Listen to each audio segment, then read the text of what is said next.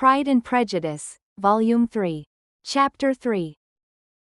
Convinced as Elizabeth now was that Miss Bingley's dislike of her had originated in jealousy, she could not help feeling how very unwelcome her appearance at Pemberley must be to her, and was curious to know with how much civility on that lady's side the acquaintance would now be renewed. On reaching the house, they were shown through the hall into the saloon, whose northern aspect rendered it delightful for summer. Its windows opening to the ground admitted a most refreshing view of the high woody hills behind the house, and of the beautiful oaks and Spanish chestnuts which were scattered over the intermediate lawn. In this room they were received by Miss Darcy, who was sitting there with Mrs. Hurst and Miss Bingley, and the lady with whom she lived in London. Georgiana's reception of them was very civil but attended with all that embarrassment which, though proceeding from shyness and the fear of doing wrong, would easily give to those who felt themselves inferior the belief of her being proud and reserved. Mrs. Gardiner and her niece, however, did her justice, and pitied her. By Mrs. Hurst and Miss Bingley, they were noticed only by a curtsy and on their being seated. A pause, awkward as such pauses must always be, succeeded for a few moments. It was first broken by Mrs. Annesley, a genteel, agreeable-looking woman, whose endeavour to introduce some kind of discourse proved her to be more truly well-bred than either of the others.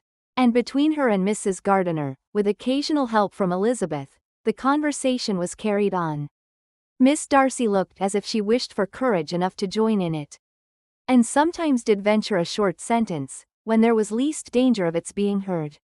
Elizabeth soon saw that she was herself closely watched by Miss Bingley, and that she could not speak a word, especially to Miss Darcy, without calling her attention. This observation would not have prevented her from trying to talk to the latter, had they not been seated at an inconvenient distance. But she was not sorry to be spared the necessity of saying much. Her own thoughts were employing her. She expected every moment that some of the gentlemen would enter the room. She wished, she feared that the master of the house might be amongst them. And whether she wished or feared it most, she could scarcely determine.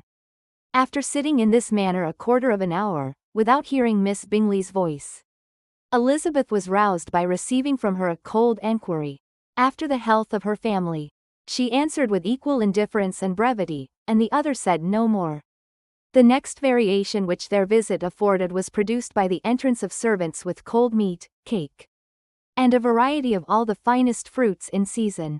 But this did not take place till after many a significant look and smile from Mrs. Annesley to Miss Darcy had been given, to remind her of her post. There was now employment for the whole party, for though they could not all talk, they could all eat, and the beautiful pyramids of grapes, nectarines, and peaches soon collected them round the table. While thus engaged, Elizabeth had a fair opportunity of deciding whether she most feared or wished for the appearance of Mr. Darcy, by the feelings which prevailed on his entering the room, and then, though but a moment before she had believed her wishes to predominate, she began to regret that he came. He had been some time with Mr. Gardiner, who, with 2 or 3 other gentlemen from the house, was engaged by the river, and had left him only on learning that the ladies of the family intended a visit to Georgiana that morning. No sooner did he appear, than Elizabeth wisely resolved to be perfectly easy and unembarrassed, a resolution the more necessary to be made, but perhaps not the more easily kept, because she saw that the suspicions of the whole party were awakened against them, and that there was scarcely an eye which did not watch his behavior when he first came into the room. In no countenance was attentive curiosity so strongly marked as in Miss Bingley's, in spite of the smiles which overspread her face whenever she spoke to one of its objects, for jealousy had not yet made her desperate, and her attentions to Mr. Darcy were by no means over. Miss Darcy, on her brother's entrance, exerted herself much more to talk, and Elizabeth saw that he was anxious for his sister and herself to get acquainted, and forwarded, as much as possible, every attempt at conversation on either side. Miss Bingley saw all this likewise, and, in the imprudence of anger, took the first opportunity of saying, with sneering civility, "Pray, Miss Eliza, are not the Shire militia removed from Meryton? They must be a great loss to your family." In Darcy's presence she dared not mention Wickham's name, But Elizabeth instantly comprehended that he was uppermost in her thoughts, and the various recollections connected with him gave her a moment's distress. But, exerting herself vigorously to repel the ill-natured attack, she presently answered the question in a tolerably disengaged tone. While she spoke, an involuntary glance showed her Darcy with an heightened complexion, earnestly looking at her, and his sister, overcome with confusion, and unable to lift up her eyes. Had Miss Bingley known what pain she was then giving her beloved friend, she undoubtedly would have refrained from the hint. But she had merely intended to discompose Elizabeth, by bringing forward the idea of a man to whom she believed her partial, to make her betray a sensibility which might injure her in Darcy's opinion, and perhaps to remind the latter of all the follies and absurdities, by which some part of her family were connected with that corps. Not a syllable had ever reached her of Miss Darcy's meditated elopement. To no creature had it been revealed, where secrecy was possible, except to Elizabeth and from all Bingley's connections. Her brother was particularly anxious to conceal it, from that very wish which Elizabeth had long ago attributed to him, of their becoming hereafter her own. He had certainly formed such a plan, and without meaning that it should affect his endeavour to separate him from Miss Bennet. It is probable that it might add something to his lively concern for the welfare of his friend. Elizabeth's collected behaviour, however, soon quieted his emotion, and as Miss Bingley, vexed and disappointed, dared not approach nearer to Wickham, Georgiana also recovered in time, though not enough to be able to speak any more. Her brother, whose eyes she feared to meet, scarcely recollected her interest in the affair, and the very circumstance which had been designed to turn his thoughts from Elizabeth, seemed to have fixed them on her more, and more cheerfully. Their visit did not continue long after the question and answer above mentioned, and while Mr. Darcy was attending them to their carriage, Miss Bingley was venting her feelings in criticisms on Elizabeth's person, behaviour, and dress. But Georgiana would not join her. Her brother's recommendation was enough to ensure her favour. His judgment could not err, and he had spoken in such terms of Elizabeth, as to leave Georgiana without the power of finding her otherwise than lovely and amiable. When Darcy returned to the saloon, Miss Bingley could not help repeating to him some part of what she had been saying to his sister. "How very ill Eliza Bennet looks this morning, Mr. Darcy," she cried. "I never in my life saw any one so much altered as she is since the winter. She is grown so brown and coarse. Louisa and I were agreeing that we should not have known her again." However little Mr. Darcy might have liked such an address, he contented himself with coolly replying, that he perceived no other alteration than her being rather tanned, no miraculous consequence of travelling in the summer. "For my own part," she rejoined, "I must confess that I never could see any beauty in her. Her face is too thin, her complexion has no brilliancy, and her features are not at all handsome. Her nose wants character, there is nothing marked in its lines. Her teeth are tolerable, but not out of the common way, and as for her eyes, which have sometimes been called so fine, I never could perceive anything extraordinary in them. They have a sharp, shrewish look, which I do not like at all, and in her air altogether. There is a self-sufficiency without fashion, which is intolerable." Persuaded as Miss Bingley was that Darcy admired Elizabeth, this was not the best method of recommending herself. But angry people are not always wise, and in seeing him at last look somewhat nettled, she had all the success she expected. He was resolutely silent, however, and, from a determination of making him speak, she continued, "I remember, when we first knew her in Hertfordshire, how amazed we all were to find that she was a reputed beauty. And I particularly recollect your saying one night, after they had been dining at Netherfield, 'She a beauty, I should as soon call her mother a wit.' But afterwards she seemed to improve on you, and I believe you thought her rather pretty at one time." "Yes," replied Darcy, who could contain himself no longer, "but that was only when I first knew her. For it is many months since I have considered her as one of the handsomest women of my acquaintance." He then went away, and Miss Bingley was left to all the satisfaction of having forced him to say what gave no one any pain but herself. Mrs. Gardiner and Elizabeth talked of all that had occurred during their visit, except what had particularly interested them both. The looks and behaviour of everybody they had seen were discussed, except of the person who had mostly engaged their attention. They talked of his sister, his friends, his house, his fruit, of everything. But himself, yet Elizabeth was longing to know what Mrs. Gardiner thought of him, and Mrs. Gardiner would have been highly gratified by her niece's beginning the subject. Chapter 4. Elizabeth had been a good deal disappointed in not finding a letter from Jane, on their first arrival at Lambton. And this disappointment had been renewed on each of the mornings that had now been spent there. But on the third, her repining was over, and her sister justified by the receipt of 2 letters from her at once, on one of which was marked that it had been missent elsewhere. Elizabeth was not surprised at it, as Jane had written the direction remarkably ill. They had just been preparing to walk as the letters came in, and her uncle and aunt, leaving her to enjoy them in quiet, set off by themselves. The one missent must be first attended to. It had been written 5 days ago. The beginning contained an account of all their little parties and engagements, with such news as the country afforded, but the latter half, which was dated a day later, and written in evident agitation, gave more important intelligence. It was to this effect: "Since writing the above, dearest Lizzie, something has occurred of a most unexpected and serious nature. But I am afraid of alarming you. Be assured that we are all well. What I have to say relates to poor Lydia. An express came at 12 last night, just as we were all gone to bed, from Colonel Forster, to inform us that she was gone off to Scotland, with one of his officers, to own the truth, with Wickham.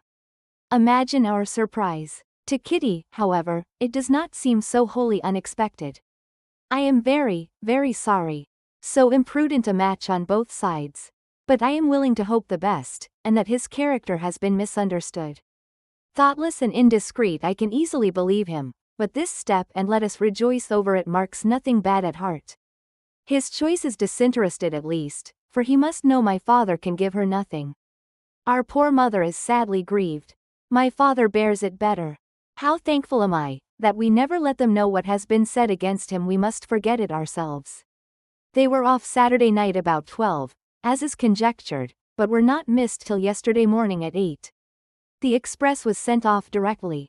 My dear Lizzie, they must have passed within 10 miles of us. Colonel Forster gives us reason to expect him here soon. Lydia left a few lines for his wife, informing her of their intention. I must conclude, for I cannot be long from my poor mother. I am afraid you will not be able to make it out, but I hardly know what I have written." Without allowing herself time for consideration, and scarcely knowing what she felt, Elizabeth, on finishing this letter, instantly seized the other, and opening it with the utmost impatience, read as follows. It had been written a day later than the conclusion of the first. By this time, my dearest sister, you have received my hurried letter. I wish this may be more intelligible, but though not confined for time, my head is so bewildered that I cannot answer for being coherent. Dearest Lizzie, I hardly know what I would write, but I have bad news for you, and it cannot be delayed. Imprudent as a marriage between Mr. Wickham and our poor Lydia would be, we are now anxious to be assured it has taken place, for there is but too much reason to fear they are not gone to Scotland. Colonel Forster came yesterday, having left Brighton the day before, not many hours after the express. Though Lydia's short letter to Mrs. F. gave them to understand that they were going to Gretna Green, something was dropped by Denny expressing his belief that W. never intended to go there, or to marry Lydia at all, which was repeated to Colonel F., who, instantly taking the alarm, set off from B., intending to trace their route. He did trace them easily to Clapham, but no farther, for on entering that place, they removed into a hackney coach and dismissed the chaise that brought them from Epsom. All that is known after this is, that they were seen to continue the London road. I know not what to think. After making every possible enquiry on that side, London, Colonel F. came on into Hertfordshire, anxiously renewing them at all the turnpikes, and at the inns in Barnet and Hatfield. But without any success. No such people had been seen to pass through. With the kindest concern he came on to Longbourn, and broke his apprehensions to us in a manner most creditable to his heart. I am sincerely grieved for him and Mrs. F. But no one can throw any blame on them. Our distress, my dear Lizzie, is very great. My father and mother believe the worst, but I cannot think so ill of him. Many circumstances might make it more eligible for them to be married privately in town than to pursue their first plan, and even if he could form such a design against a young woman of Lydia's connections, which is not likely, can I suppose her so lost to everything? Impossible. I grieve to find, however, that Colonel F. is not disposed to depend upon their marriage. He shook his head when I expressed my hopes, and said he feared W. was not a man to be trusted. My poor mother is really ill and keeps her room. Could she exert herself it would be better, but this is not to be expected, and as to my father, I never in my life saw him so affected.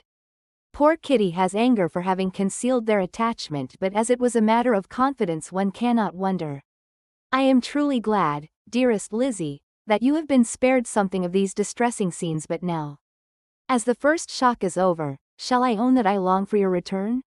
I am not so selfish, however, as to press for it, if inconvenient. Adieu. I take up my pen again to do what I have just told you I would not. But circumstances are such that I cannot help earnestly begging you all to come here as soon as possible. I know my dear uncle and aunt so well that I am not afraid of requesting it, though I have still something more to ask of the former. My father is going to London with Colonel Forster instantly, to try to discover her.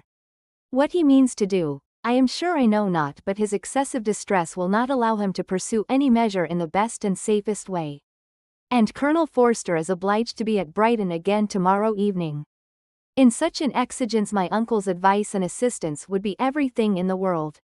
He will immediately comprehend what I must feel, and I rely upon his goodness. Oh, where is my uncle? Cried Elizabeth, darting from her seat as she finished the letter, in eagerness to follow him, without losing a moment of the time so precious. But as she reached the door, it was opened by a servant, and Mr. Darcy appeared. Her pale face and impetuous manner made him start, and before he could recover himself enough to speak, she, in whose mind every idea was superseded by Lydia's situation, hastily exclaimed, I beg your pardon, but I must leave you. I must find Mr. Gardiner this moment, on business that cannot be delayed. I have not an instant to lose. Good God! What is the matter? Cried he, with more feeling than politeness. Then recollecting himself, I will not detain you a minute, but let me, or let the servant, go after Mr. and Mrs. Gardiner. You are not well enough, you cannot go yourself. Elizabeth hesitated, but her knees trembled under her, and she felt how little would be gained by her attempting to pursue them. Calling back the servant, therefore, she commissioned him, though in so breathless an accent as made her almost unintelligible, to fetch his master and mistress home, instantly. On his quitting the room, she sat down, unable to support herself, and looking so miserably ill, that it was impossible for Darcy to leave her, or to refrain from saying, in a tone of gentleness and commiseration, let me call your maid. Is there nothing you could take, to give you present relief? A glass of wine, shall I get you one? You are very ill. No, I thank you, she replied, endeavoring to recover herself. There is nothing the matter with me. I am quite well. I am only distressed by some dreadful news which I have just received from Longbourn. She burst into tears as she alluded to it, and for a few minutes could not speak another word. Darcy, in wretched suspense, could only say something indistinctly of his concern, and observe her in compassionate silence. At length, she spoke again. I have just had a letter from Jane, with such dreadful news. It cannot be concealed from anyone. My youngest sister has left all her friends, has eloped, has thrown herself into the power of Mr. Wickham. They are gone off together from Brighton. You know him too well to doubt the rest. She has no money, no connections, nothing that can tempt him to. She is lost forever. Darcy was fixed in astonishment. When I consider, she added, in a yet more agitated voice, that I might have prevented it. I who knew what he was. Had I but explained some part of it, only some part of what I learnt, to my own family. Had his character been known, this could not have happened. But it is all too late now. I am grieved, indeed, cried Darcy, grieved, shocked. But is it certain, absolutely certain? Oh yes. They left Brighton together on Sunday night, and were traced almost to London, but not beyond. They are certainly not gone to Scotland. And what has been done, what has been attempted, to recover her? My father is gone to London, and Jane has written to beg my uncle's immediate assistance, and we shall be off, I hope, in half an hour. But nothing can be done. I know very well that nothing can be done. How is such a man to be worked on? How are they even to be discovered? I have not the smallest hope. It is every way horrible. Darcy shook his head in silent acquiescence. When my eyes were opened to his real character. Oh, had I known what I ought, what I dared, to do. But I knew not. I was afraid of doing too much. Wretched, wretched, mistake. Darcy made no answer. He seemed scarcely to hear her, and was walking up and down the room in earnest meditation, his brow contracted, his air gloomy. Elizabeth soon observed, and instantly understood it. Her power was sinking. Everything must sink under such a proof of family weakness, such an assurance of the deepest disgrace. She could neither wonder nor condemn, but the belief of his self-conquest brought nothing consolatory to her bosom, afforded no palliation of her distress. It was, on the contrary, exactly calculated to make her understand her own wishes. And never had she so honestly felt that she could have loved him, as now, when all love must be vain. But self, though it would intrude, could not engross her. Lydia, the humiliation, the misery, she was bringing on them all, soon swallowed up every private care, and covering her face with her handkerchief. Elizabeth was soon lost to everything else, and, after a pause of several minutes, was only recalled to a sense of her situation by the voice of her companion, who, in a manner, which though it spoke compassion, spoke likewise restraint, said, I am afraid you have been long desiring my absence, nor have I anything to plead in excuse of my stay, but real, though unavailing, concern. Would to heaven that anything could be either said or done on my part, that might offer consolation to such distress. But I will not torment you with vain wishes, which may seem purposely to ask for your thanks.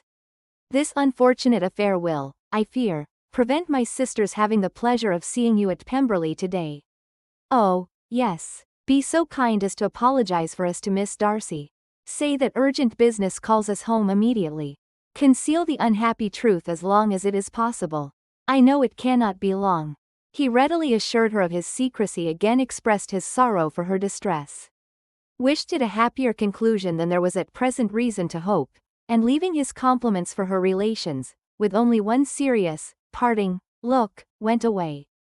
As he quitted the room, Elizabeth felt how improbable it was that they should ever see each other again on such terms of cordiality as had marked their several meetings in Derbyshire, and as she threw a retrospective glance over the whole of their acquaintance, so full of contradictions and varieties, sighed at the perverseness of those feelings which would now have promoted its continuance, and would formerly have rejoiced in its termination. If gratitude and esteem are good foundations of affection, Elizabeth's change of sentiment will be neither improbable nor faulty. But if otherwise, if the regard springing from such sources is unreasonable or unnatural, in comparison of what is so often described as arising on a first interview with its object, and even before two words have been exchanged, nothing can be said in her defense, except that she had given somewhat of a trial to the latter method, in her partiality for Wickham, and that its ill success might perhaps authorize her to seek the other less interesting mode of attachment. Be that as it may, she saw him go with regret, and in this early example of what Lydia's infamy must produce, found additional anguish as she reflected on that wretched business. Never, since reading Jane's second letter, had she entertained a hope of Wickham's meaning to marry her. No one but Jane, she thought, could flatter herself with such an expectation. Surprise was the least of her feelings on this development. While the contents of the first letter remained on her mind, she was all surprise, all astonishment that Wickham should marry a girl whom it was impossible he could marry for money, and how Lydia could ever have attached him, had appeared incomprehensible. But now it was all too natural. For such an attachment as this, she might have sufficient charms, and though she did not suppose Lydia to be deliberately engaging in an elopement, without the intention of marriage, she had no difficulty in believing that neither her virtue nor her understanding would preserve her from falling an easy prey. She had never perceived, while the regiment was in Hertfordshire, that Lydia had any partiality for him. But she was convinced that Lydia had wanted only encouragement to attach herself to anybody. Sometimes one officer, sometimes another had been her favorite, as their attentions raised them in her opinion. Her affections had been continually fluctuating, but never without an object. The mischief of neglect and mistaken indulgence towards such a girl. Oh, how acutely did she now feel it! She was wild to be at home, to hear, to see, to be upon the spot, to share with Jane in the cares that must now fall wholly upon her, in a family so deranged. A father absent, a mother incapable of exertion, and requiring constant attendance, and though almost persuaded that nothing could be done for Lydia. Her uncle's interference seemed of the utmost importance, and till he entered the room, the misery of her impatience was severe. Mr. and Mrs. Gardiner had hurried back in alarm, supposing, by the servant's account, that their niece was taken suddenly ill, but satisfying them instantly on that head, she eagerly communicated the cause of their summons. Reading the 2 letters aloud, and dwelling on the postscript of the last, with trembling energy. Though Lydia had never been a favorite with them, Mr. and Mrs. Gardiner could not but be deeply affected. Not Lydia only, but all were concerned in it, and after the first exclamations of surprise and horror, Mr. Gardiner readily promised every assistance in his power. Elizabeth, though expecting no less, thanked him with tears of gratitude. And all 3 being actuated by one spirit, everything relating to their journey was speedily settled. They were to be off as soon as possible. "But what is to be done about Pemberley?" cried Mrs. Gardiner. "John told us Mr. Darcy was here when you sent for us, was it so?" "Yes, and I told him we should not be able to keep our engagement." "That is all settled. That is all settled," repeated the other, as she ran into her room to prepare. "And are they upon such terms as for her to disclose the real truth?" "Oh, that I knew how it was. But wishes were vain, or at best could serve only to amuse her in the hurry and confusion of the following hour. Had Elizabeth been at leisure to be idle, she would have remained certain that all employment was impossible to one so wretched as herself. But she had her share of business as well as her aunt, and amongst the rest, there were notes to be written to all their friends in Lambton, with false excuses for their sudden departure. An hour, however, saw the whole completed, and Mr. Gardiner meanwhile, having settled his account at the inn, nothing remained to be done but to go, and Elizabeth, after all the misery of the morning, found herself, in a shorter space of time than she could have supposed, seated in the carriage, and on the road to Longbourn.